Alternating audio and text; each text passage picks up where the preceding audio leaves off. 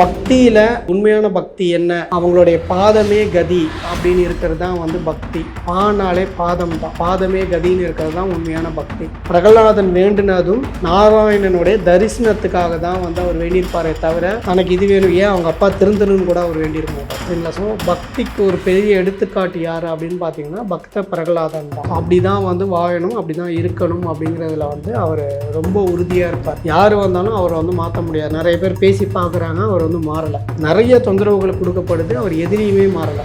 அதனால தான் அவருடைய கூப்பிட்ட குரலுக்கு வந்து நரசிம்ம மூர்த்தியாக நாராயணன் வந்து வரார். இதில் இன்னொரு முக்கியமான விஷயம், நம்ம எந்த சாமிகிட்டையுமே சாமி வந்து நான் ஒன்று கேட்குறேன், அவர் கொடுக்கல, ஏதோ வந்து டிலே பண்ணிக்கிட்டே போகிறார், கொஞ்சம் காலம் தாழ்த்தி அவர் செய்வாங்க. நம்ம எல்லாருமே வந்து ஈஸ்வருடைய குழந்தைங்களாக தான் கருதப்படுறோம். அவங்களுக்கு வந்து தெரியும் நமக்கு என்ன கொடுக்கணும், எப்போ கொடுக்கணுங்கிறதுமே அவங்களுக்கு வந்து தெரியும். நச்சரிச்சு எனக்கு இதை பண்ணு அப்படின்னு சொல்லி ஏதோ ஒரு விஷயத்தை வந்து வாங்கி என்ன பண்ணுறோம் அப்படின்னு பார்த்தீங்கன்னா அது கடைசியில் நமக்கு வந்து வரமாக இருக்காது, சாபமாக தான் இருக்கும்.